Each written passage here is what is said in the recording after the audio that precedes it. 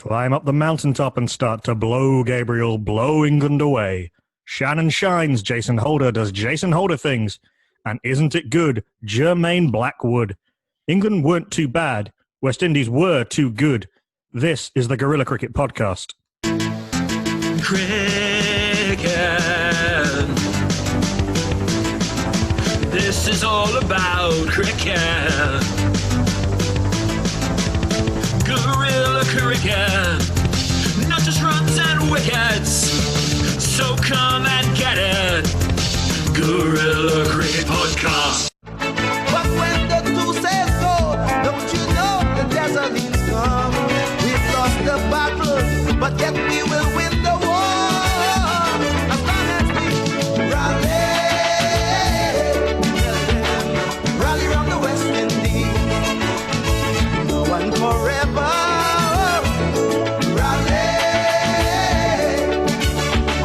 Rally round the West Indies.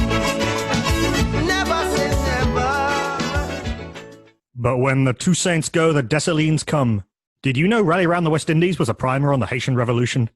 And fitting that we should recall the first people to dare to shout that Black Lives Matter, as two teams with that logo proudly on their shirts produced a fantastic return to Test cricket at the Aegeus Bio Bowl.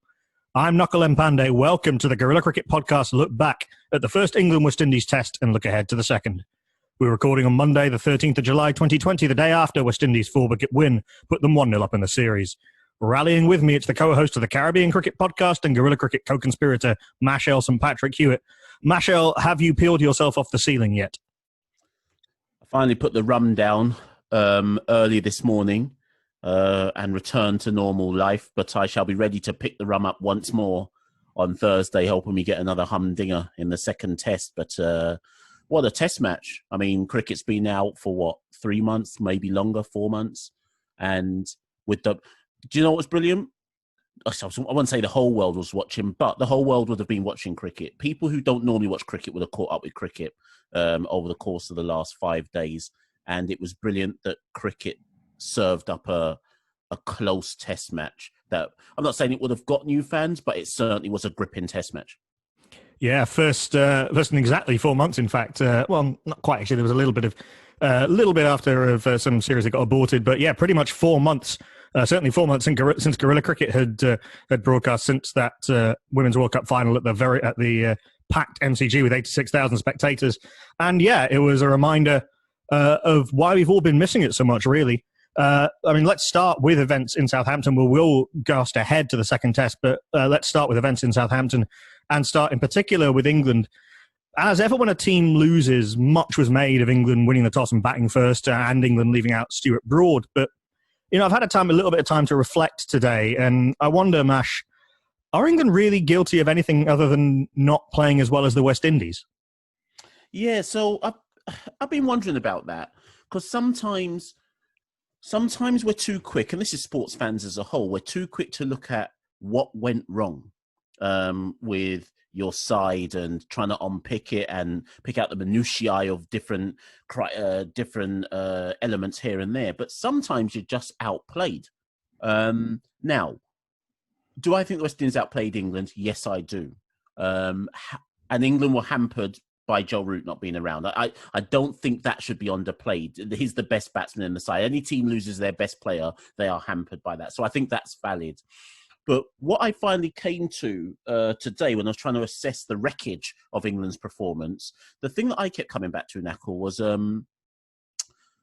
did they pick a team they wanted to pick irrespective of opposition and the conditions? And I keep thinking that in the back of my mind, had they already decided on this team because they just wanted to try some permutations and see how things went, almost as if they were underestimating the West Indies.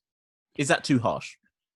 I mean, it wouldn't be the first time that England have underestimated and disrespected the West Indies. I mean, this is actually the first series in quite a while where someone in the England camp hasn't said something stupid about the West Indies before the start of the series. You think back to Colin Graves saying England were West Indies were mediocre back in 2015, and you go back to Geoffrey Boycott basically saying the West Indies shouldn't be allowed to play Test cricket after the day-night Test loss to Edgbaston in 2017. But no, this time everyone was pretty respectful going in. I mean, if there has been some talk that this was, I don't know, some of our Guerilla cricket contributors were putting around, this was a team selected for Brisbane in the 2021-22 Ashes. If that was the case, no one told Stuart Broad that this was the plan, evidently, judging by his interview mid-test match. He obviously was not expecting to be left out. He was not expecting that he would have to fight for his place and that his value to England should be questioned. So if there was a decision made, it wasn't communicated very well. And the communication that he got and the communication that thus we've all got is that it was that was a team pick for this pitch with Wood and Archer and Anderson.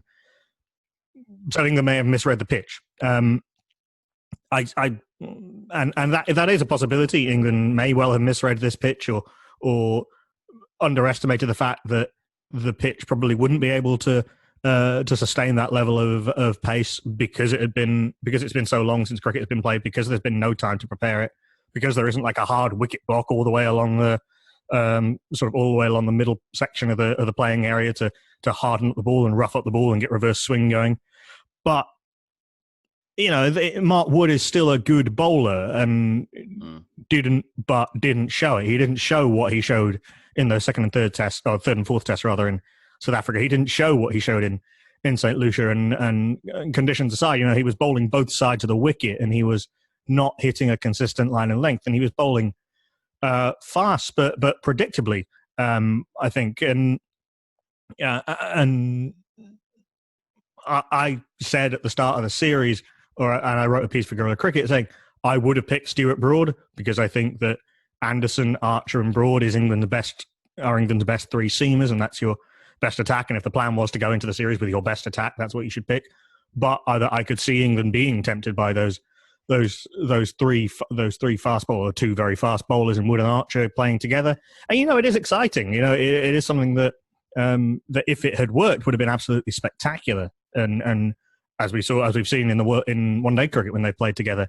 But I do think that was a little bit naive. But that said, Mark Wood is someone who has bowled better than he showed at Old Trafford.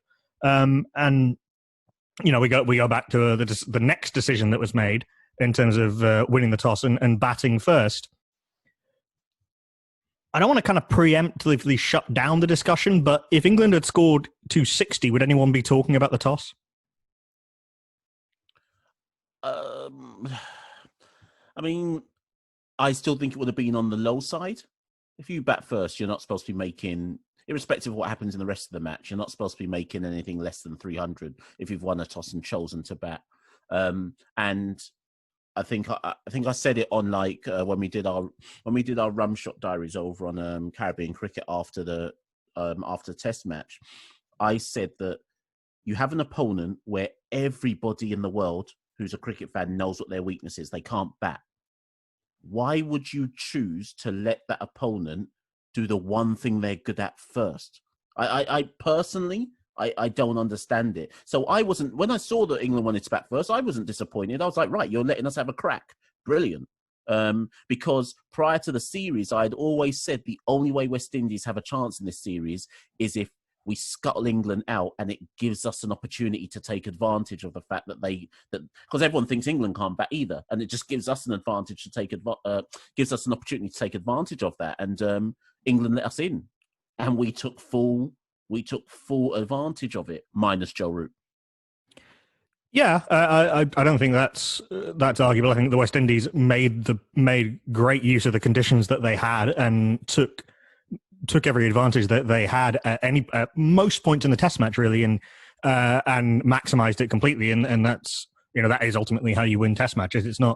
It's as much about what you do with the positions you find yourself in as sort of how you get there. But there were periods in that England innings where they looked relatively comfortable. When they were, after Dom Sibley got out, actually Burns and Denley looked quite comfortable for a little while. Zach Crawley was in for a little bit. Ben Stokes was in for a little bit, and we'll kind of talk a little bit about the role of Ben Stokes, the batter, not Ben Stokes, the captain, because I don't think you can really judge a captain after one Test match. And frankly, he's not going to captain England again for a while, so we don't need to talk about this quite yet. but that wasn't necessary until Jason Holder brought himself back on kind of partway through that innings. England were cruising.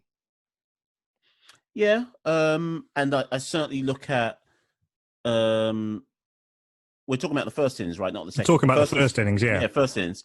When there was a point where Buttler and Stokes, I thought, were comfortable. Yep. But then it was about 3 balls before Stokes got out, and I thought, why is he advancing down the wicket? Isn't this a bit needless? This isn't a one-day match. So, and yes, I think he's trying to throw the bowlers off, but to me, I felt there was a time and a place. And being 40 odd not out at the time, having been dropped twice, I'm not convinced that was reading the situation, the context of the test match properly. So I just thought, to be honest, I thought that was reckless. I thought that was self-inflicted and reckless, and it was needless. In the context of the match, why would you be doing that? I know he backs himself, but why would you be doing that? Not to play amateur psychologist, but I do wonder about the extent to which he backs himself. I sometimes want to think even Stokes doesn't realise still how good he is. That, you know, in both innings, you're right. He wanted to charge the fast bowlers, and Kemar Roach in particular. I guess to cut down that angle that Roach creates around the wicket to the left-handers and cut down any movement. And he was doing it to Holder as well, who then exploited it brilliantly by getting the ball to just jag away and catching Stokes in the walk. But Stokes is a good enough player that he shouldn't need to do that. Stokes can bat normally, quote unquote normally, and still score quickly because he's just that good. You know, in the absence of Joe Root, he was head and shoulders above every other England batter. Probably, you know, Jermaine Blackwood played heroically in the second innings, but even so, Stokes is head and shoulders above every other batter who was on display at Southampton. And only Root can challenge him really on that. It may well have been some element of wanting to impose himself and wanting to be the hero, which you're not going to be able to take that out of Ben Stokes' game, and I'm not saying you should try, but it's a question of just a little bit of moderation. And I think that England have had an issue for a while where they don't quite moderate. And on the other side of that, you look at Dom Sibley, and you look at the caution and solidity is good at the top of the order, and it's exactly what Chris Silverwood wants, and it's how England are going to build this new Test team. But Sibley against the spinners in particular, against Roston Chase, who is fine and is not going to let anybody down, but he's not a demon. Dom Sibley, over the course of his career, has failed to score off 83% of the balls he's faced against spinners. He doesn't have any single options. He has done in county cricket. He's found a way to score in the offside, but he just hasn't at Test level. We saw it against New Zealand with Machel St Patrick. We saw it against South Africa with Keshav Maharaj. We've seen it here with Roston Chase. And solid is good. Stuck is not good. Yes. And certain, I mean, the spinners you've mentioned, Kiwi and South African, are significantly better in my mind than Roston Chase. And that's no disrespect to Roston. They're specialists. He got 2 wickets, but you shouldn't, and I know we got 8 for 60 in Barbados, but come on. You shouldn't, maybe Roston Chase should be keeping it tight, but he's not supposed to be taking out top order batsmen on a regular basis.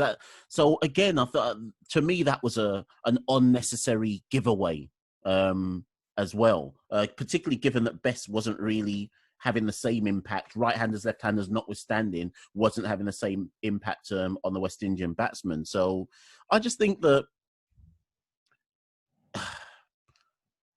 there was a Test match to be won there for England. And as we saw in the second innings when West Indies when we had our bat, we had the early collapse. And as I've kept saying pre-series, West Indies, you can expect them to have one batting collapse per Test match, per innings, at least one innings in the Test match. You can pretty much guarantee there's going to be some kind of collapse. So that even with their poor first innings, England could still have pulled off a victory. So you just have to now look back at some of those unnecessary mistakes. In the second innings, I think at one point England were 200 and something for 3, 230 odd maybe for 320 odd. There was a point where Stokes and Crawley were in just before Jason Holder brought himself and Alzari Joseph back on. Yeah. And I just came onto comms at that point, where it looked like England were going to take it away from the West Indies completely. Stokes was imperious. Crawley wasn't looking in any trouble at all. He was batting beautifully. Stokes was we've said about charging Kemar Roach. Stokes was charging Kemar Roach. He's a really good bowler, and slapping him through mid-on for 4 like he was a clubby. and he was batting brilliantly. But you're right, and absolutely take nothing away from the way the West Indies marshalled their attack at that point. Holder and Joseph came back into the attack bowl beautifully, tied everything down, made it that little bit harder for England, and then got the odd one to move. And then Shannon Gabriel, as soon as that breakthrough came on and bowled heroically, got an absolute beauty through past Dom Bess. Basically did Ollie Pope for just sheer weight of delivery. He just couldn't keep it out. And then it was a game on again, and then we had that fantastic day 5. You aren't going to win many Test matches when you score 200 batting first, whether you are put in or elected to bat.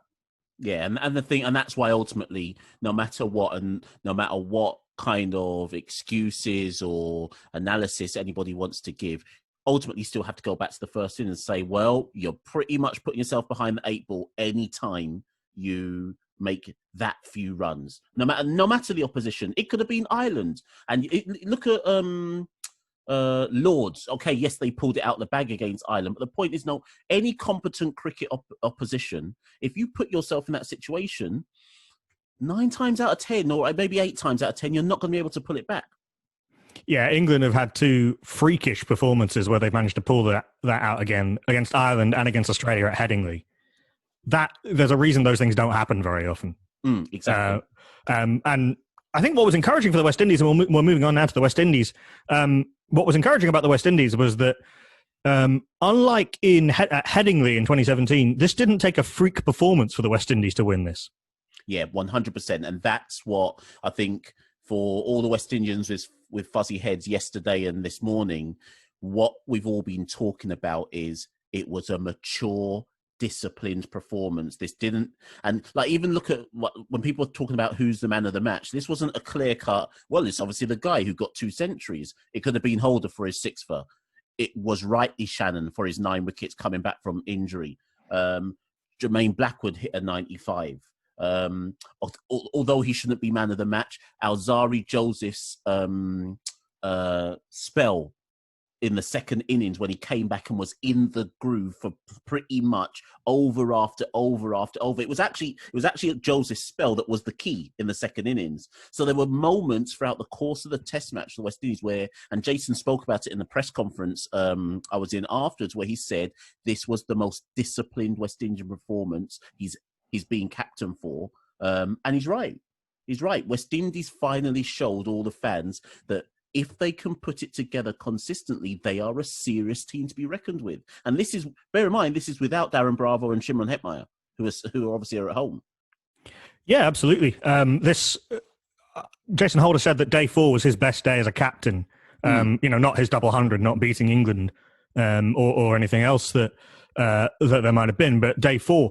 And there is little more satisfying than, to quote Hannibal from the A-Team, I love it when a plan comes together. And it was very obvious that not only was this a very disciplined performance, there had been a lot of planning and a lot of studying of the England batters, studying of conditions, and working out how West Indies were going to play in order to win this Test match. And they've used their time wisely. This preparation time that they've had, and I know you've spoken on your podcast about the role of Shrikant, the team analyst, and I know he's working from India at the moment, but he has come on board and he's dovetailed really nicely with Holder and Simmons, and this team very much looks like a team that knows where it's going.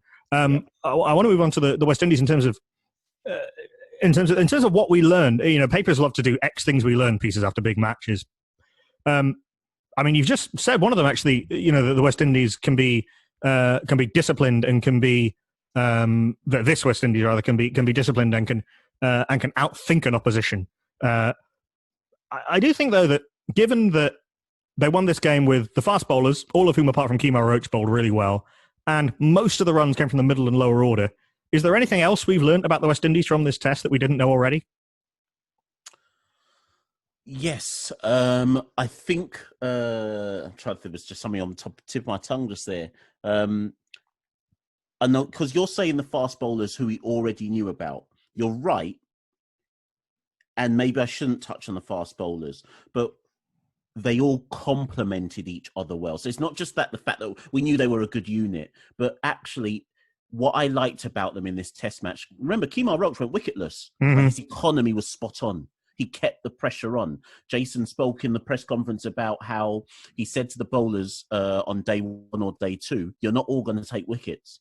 But what you mustn't do is let one end be loose. Make sure you're tight at all times. Every single bowler was tight. And that, like I say, we know the bowling unit is good, but I saw something different personally in this test match. Everyone played their role. Shannon played the strike bowler to perfection.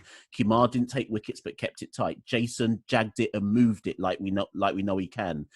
Joseph was probably undercooked in the first innings, but the advantage of when you have 4 fast bowlers is that 4th bowler, if you can keep him fresh and he plays his role perfectly, as Joseph did in the second innings, it's like having another strike bowler. So as a unit, they were good. But also the other thing I think we learned, and maybe, Nakul, this is about cricket as a whole, it's no coincidence to me that the West Indies have had 4 weeks of intense preparation prior to this test match taking place. We would never have got this in any other circumstance. Yes, it's a pandemic. This is unfortunate that this is the circumstance it's happened in. The ICC calendar never allows this because there's so much cricket going on. To me, it's no coincidence that with a 4-week camp, we've hit the ground running and we've looked like we're a top, not, I don't want to say top, but we look like we're a competitive test side. Just imagine, Nakul, if all sides had that level of preparation prior to taking part in an away test series. I'm just wondering if that's something actually that needs to be picked up here. Yes, for sure. And they've used that time very well, evidently, as you say, to plan and to work out exactly how they were going to go through the series and what they were going to do at all points, and very much not get carried away as England perhaps did with their selection, and not think, right, we've got some really good fast bowlers. Let's try and blow England away like it's a really fast bouncy pitch in Antigua like they did. That doesn't happen all that often, and England had a couple of absolutely wretched performances in the West Indies with the bat. That wasn't going to happen again. England didn't bat terribly at very many points in this test match. I don't think you can think of maybe a few shots that weren't very good, but they weren't awful at any point. And the West Indies out-planned and out-thought England and stuck to their plans rigidly. And when someone wasn't, I think of Shannon Gabriel, actually in both innings with the new ball first up, didn't get very long spells because he wasn't quite there. But then Holder brought himself on early and just kind of calmed things down a little bit. Moving on to the batting. There's 3 people I want to talk about in terms of the batting. Jermaine Blackwood, he said before the start of the series that he was, a new Jermaine Blackwood. I looked at the stats and actually he's scored all these runs in domestic cricket, but he's scored them faster than he ever has. Is Jermaine Blackwood actually doing something new, or is he doing the same thing but better? From the people I've spoken to who know Jermaine well enough, what Jermaine has changed is he has reined in some of the shots. Jermaine's got all the shots. All that's changed is for him to be a top run scorer in the 4-day competition back home. It's because he's basically realised you don't have to play shots all the time. Now, obviously, in the first innings, he comes out, he starts playing the shots. Everyone assumes, well, you know what? Obviously, this guy can't learn. He's just got to do what he wants. Second innings, he comes out and does and just repeats what he's been doing in domestic cricket. And I think what we've got to be careful of with Blackwood from a Caribbean perspective is we've just got to give him a run. You call a batsman back, give him a chance. So when I saw that in the first innings, and lots of people are like, you see, this is why Blackwood shouldn't play. I'm like, give him a chance. If a guy scores 768 runs across 8 games, give him a go. Like, give him a long stretch to show that he's actually learned what he needs to now do at Test cricket. So with Jermaine, let's see how he is by the end of the series. But it was a gutsy knock, and I'll say no. I think I'll leave it there for now because I want to see what happens in Test 2 and Test 3. Yeah, I think the innings kind of spoke for itself. I think that's right, and I think it's a little bit of what I would like Ben Stokes to do is, to recognise that actually you're good enough to absorb some pressure and be able to put it back on the bowlers later, and just because you've blocked a couple doesn't mean you can't put away the next loose ball when it comes. And also, you talk about giving players a run. 2 players who've had a long run, partly perhaps due to lack of options, but they've had long run. You know, there's two questions I want to ask, really. Is Kraigg Brathwaite back, and was Shai Hope ever here? Brathwaite for me is back, which is weird because I'm basing that off seeing 1 innings of 68. But the reason I know Brathwaite's back, I actually thought his dismissal in the second innings was unlucky, by the way. I thought it was, yes, I think it was Joffre who got him. There was pace there, but it ricocheted into his stumps. I don't think that was a poor... Openers are going to get good balls early on. It's going to happen sometimes. So I'm not talking about that second innings, really, but the first innings, he was leaving the ball better. But they're not. I also look at England's bowling to him, and I was like, what are they doing? Because what has got Brathwaite out over the last year and a half has been you bowl, good length, about a fourth and a fifth stump, he nicks off. That's what he's been doing. And England's bowling was wayward. It was as if they hadn't studied how he'd been getting out for the last year and a half. He got his eye in, and then he was just Brathwaite of old. I'm going to leave, I'm going to nudge, I'm going to nurdle, and I'm going to soak up the ball.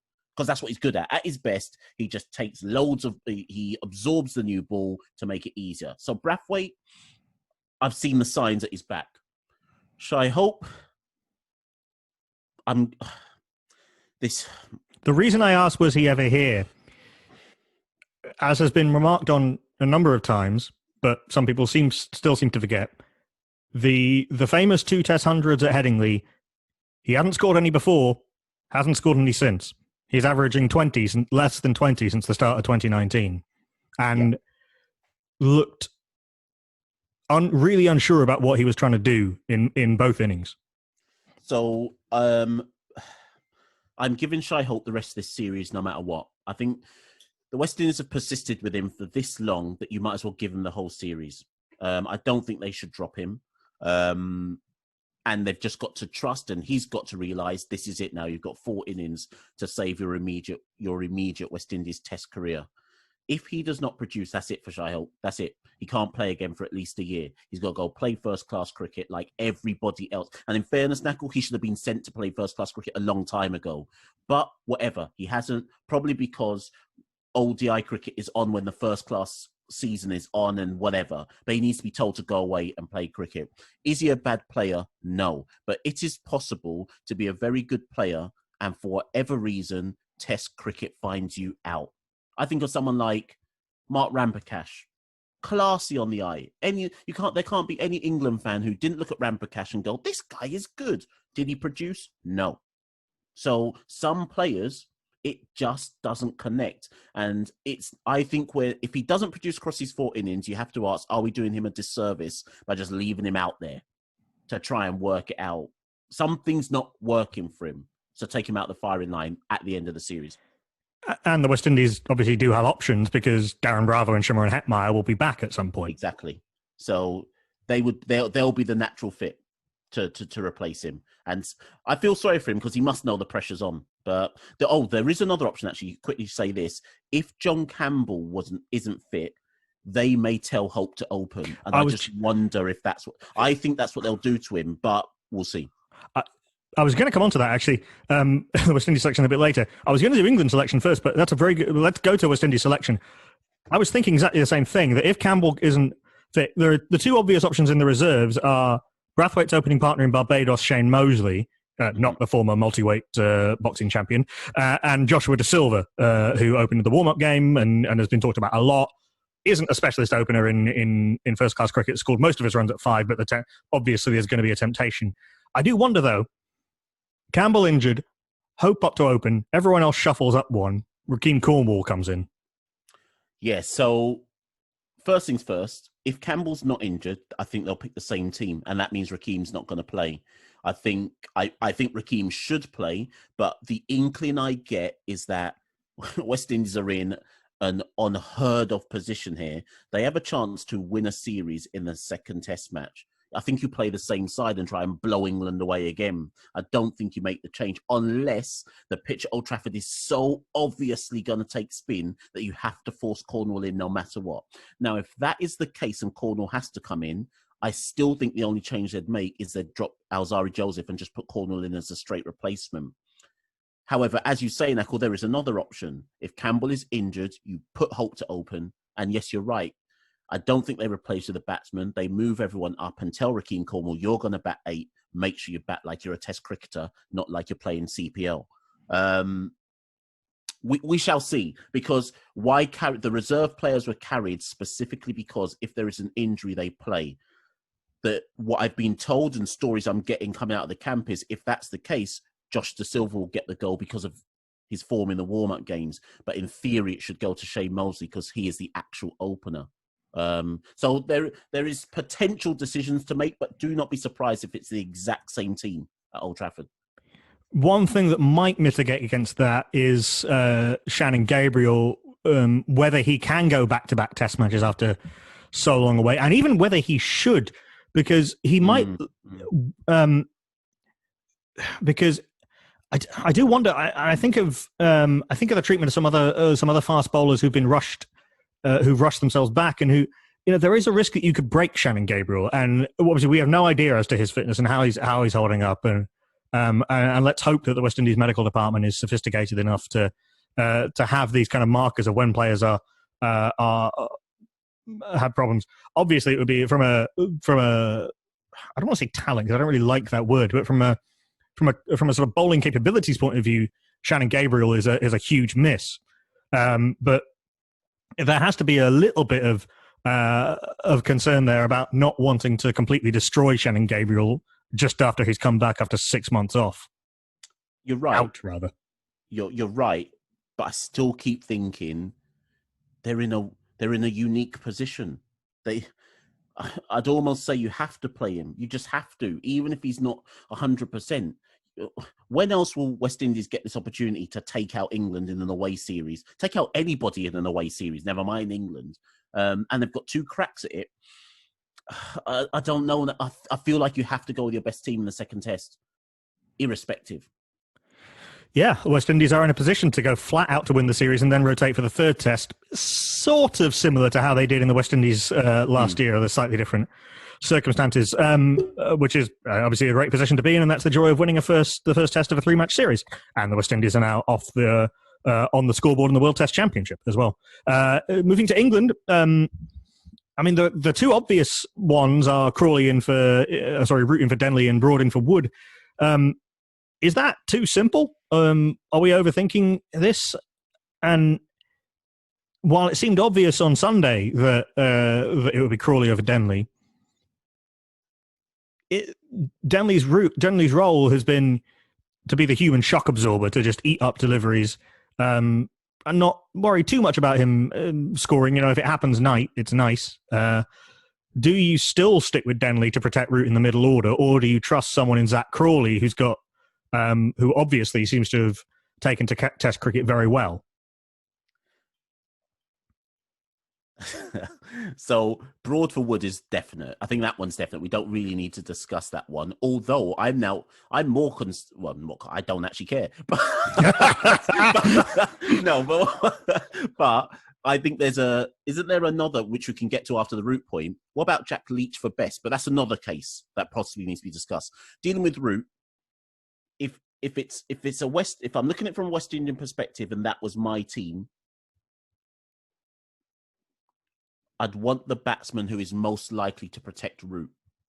Now, whether people like Denley or not, he does soak up 70 balls all the time in making his 28, 29, 30 or 31 runs. Can you be certain that if you put Zach Crawley in front of Root, because what should be happening is Root should then go 3, but it won't happen. So England have tried that; it didn't work. Yeah. So the next question then is: whether they should or not, is it right to put Zach Crawley, granted off the back of a 70-odd, in front of Root to protect Root? I don't know. It's a big question mark. If it's Denley, a lot of people are obviously going to be angry. But I see Denley's role as important. So it's just whether people think Zach Crawley can play that same role against the new ball. Zach Crawley did bat 3 in South Africa and batted quite well. It's not something he's done very much at county cricket, but he has done it for England before and did quite well. And he's bettered his score with every innings, which is in Test cricket, which is a run that surely can't continue for too long. But and eventually he's going to get a good ball early or something, because that's just what happens. But there is, with Zach Crawley, caveat, he only averages 30 odd in first class cricket and isn't particularly experienced. the sense that we got from that first Test match and from the South Africa series is that there's someone who can do what Denley can do and a bit more. Do you believe that? I think so. I think that a top three of Sibley, Burns, and Crawley is something that England could go with for a little while and give it a run. Because I don't think none of those are going to throw their wickets away particularly easily. Sibley got out leaving a ball. I mean, that's the very definition of not being very aggressive. And if anything, with Storm Sibley, he needs to find a way to score a few more runs in the time that he eats up. Rory Burns, looked all right in both innings. I'm sure he'll be better at some point. He's got a lot of first class experience, but at some point the Denley experiment has to end. At some point there is a point where, if this is his ceiling, at some point he's going to drop from it, and then what is he doing in the team? I think that the call that I would make is to say to Joe Denley, "Thank you, Joe. You've performed a task for us. You've stepped into the breach. You've been the human shock absorber. Go away and smash everyone all over the county championship for the rest of your career." Which I think would be fair. I think that's fair enough. I think he's 34 years old. He's done his job. So I mean, he's not going to get any better. Yes, basically. And Zach Crawley's younger. It's as much as I'm West Indian, it is still against the West Indies. So you're not going to get much. Granted, a very good attack, but you're not going to get much better opportunities at home against. I can think of a lot of attacks. Having said that, there's a lot of good attacks around world cricket at the moment, so maybe not. Yeah, exactly. So but, there's no one he could play against in a home series. Probably South Africa. Maybe Bangladesh. Maybe Bangladesh. They don't have many fast bowlers. Bangladesh or Afghanistan or something. But this is as good as it's going to get for him to have a chance to see what he can do. So I'll go back to my other question to you. So Broadford seems obvious. Crawley for Denley seems essentially obvious, but you wouldn't be surprised if, for whatever reason, Denley still played. Put it this way, again, with having a bit more time to reflect, I can see the logic behind staying with Denley more than I could on Sunday. So then the next question is, and which obviously there's been a lot of chat about, is that obviously West Indies have a team full of right-handers. I actually don't think Dom Bess bowled that badly. I'm not saying anybody said he did, but I don't think he bowled that badly. But Jack Leach, based on the fact we're a team of right-handers, Jack Leach would be the better option, but then it weakens England's batting. What do you do there? England cannot go in with an 8, 9, 10, 11 of Leach, Broad, Anderson and Archer, not in that order. Archer batted well for the first time in international cricket on Sunday and showed why he's got a first-class average of 26. But Archer at 8, Leach at 9, Broad at 10, and Anderson at 11, really? I mean, that's not going to happen. If you play Leach, you have to play the one of Curran or Wokes, and unless that was the plan to begin with, which fine, Sam Curran and Chris Wokes are good bowlers, and I don't think we'll let anybody down particularly. But I think it throws off the balance of the team, and I think Bess did a job, and he batted quite well in the first innings. He batted well in both innings actually until he got that absolute beaut from Shannon Gabriel. And I thought he and Archer, I think, in both innings bowled really well in tandem together. That ability Dom Bess has to get a little bit of turn, a little bit of action, even on pitches that aren't turning that much, and also to bowl in a very controlled manner, dovetailed really well with Archer when he was bowling those. And getting that bounce from back of a length. We saw in the first innings that Archer and Bess combined to get Shai Hope out. There was a point in the second innings where Archer and Bess bowled quite well together until Blackwood hit Bess out of the attack. I don't think Dom Bess, if you thought that Dom Bess was the best spinner going into the Test match, I've not seen anything which suggests that he's not now. Particularly as Moeen Ali isn't going to be picked for this series because he's playing the Ireland ODIs that start the day after this Test series. And incidentally, to forestall any questions, some of you may be yelling at your phone about someone we've only mentioned in passing. Jofra Archer's figures in this Test match were almost identical to James Anderson's. He's now taken 33 wickets at 28.12 and has as many fifers in 8 Tests as Andrew Flintoff managed in 79, and one more, incidentally, than a certain Tino Best managed in 25. What more do you want? And that's the end of that one. We're pretty much at the end of this and ready to wrap up. But we should get a should get a little prediction from you, Mash. Firstly, what would you do? I mean, it's difficult. We haven't seen the pitch yet, but what would you do if you were Jason Holder and you won the toss? And give us a prediction, please. So West End's going to win the series now. We're going to wrap it up at Old Trafford.